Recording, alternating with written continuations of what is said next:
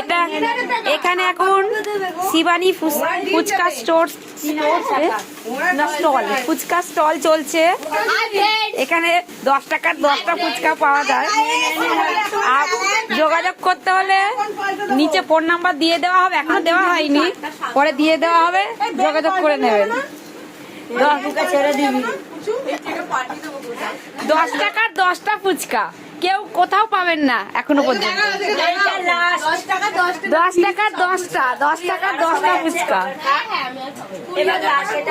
Already একটা packet শেষ হয়ে গেছে, খুব সেল হচ্ছে, খুব সেল হচ্ছে।